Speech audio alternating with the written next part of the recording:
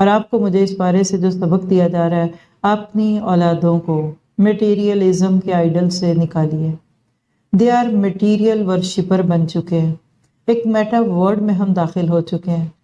ہر وقت بچوں کو سیل فونز، گاڑیوں، گیجٹس اور ان طرح کی باتوں میں ملوث کر دینا اور بچپن سے برانڈ کانشیس کر دینا، اپنے پاؤں پہ خود کلہاڑی ڈالنا ہے۔ تو بچوں کو روحانی فوائد سے آگاہ کرنا ہے۔ میں دعا کروں گی کہ اولادوں کے غموں سے ماں باپ کو اللہ بچائے۔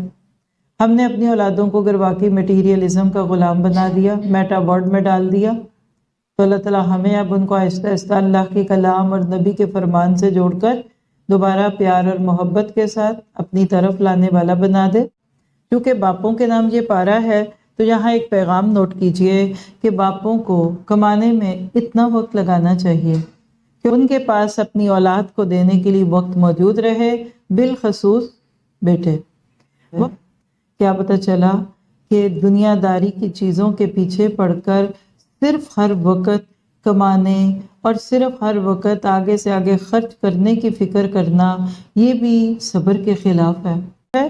صرف ان کی اس بات پر کہ اس پر کوئی خزانہ کیوں نہیں اترا، دیکھیے مادہ پرستی، یا اس کے ساتھ کوئی فرشتہ ہی آتا، یہ بھی کیا ہے کہ ذرا کوئی بڑا پن ہوتا، کوئی جاہو جلال ہوتا، بڑے لوگوں کے ساتھ کوئی اردلی ہوتے ہیں، ہٹو بچوں کی باتیں، یہ کیا شخص اکیلا ہی اٹھ کے آ جاتا ہے؟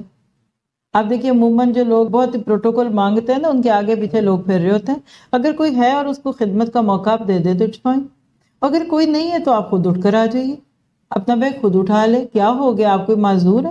کیوں ہر وقت لوگوں کو اپنے بارے میں کانشیس رکھنا کہ ہم بہت بڑی چیز ہیں؟ تو اللہ کے نبی میں بڑی سادگی تھی، خود ہی کام کر لیتے، اپنا جوتا تک گھانٹ لیتے۔ بچپن سے یہ جملے سنے تو کیا ہوا کہ اللہ کے نبی کے بارے میں ان کا خیال تھا، لگتا تو نہیں ہے کہ یہ کوئی بہت بڑا بندہ ہے۔ اور لکھیے آج حلیہ مبارک اور آپ کی پرسنالٹی لیے نا، اگر آپ کو اللہ دنیا میں بہت عزت بھی دے دے، بہت مال بھی دے دے، بہت آپ کا جاہو جلال بھی، آپ کو دے کر بالکل ایزی گوئنگ پرسن لگنا چاہیے۔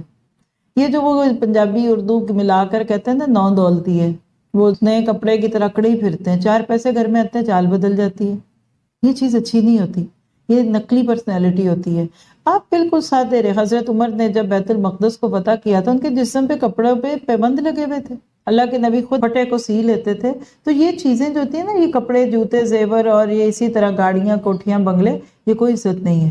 آپ بھی جب کبھی اپنے بچوں کے رشتوں کے لیے لڑکا یا لڑکی دیکھیں تو دیکھا کریں کہ اس میں سادگی کتنی ہے، نیچرل کتنا ہے۔ کیونکہ جو تھوڑی دیر کے لیے کر لیتے ہیں نا، وہ زیادہ دیر کر نہیں سکتے۔ تو کہتے تھے اس کے فرشتہ کیوں نہیں آیا؟ اللہ کہتے ہیں اور تمہیں بتاتے ہیں ہم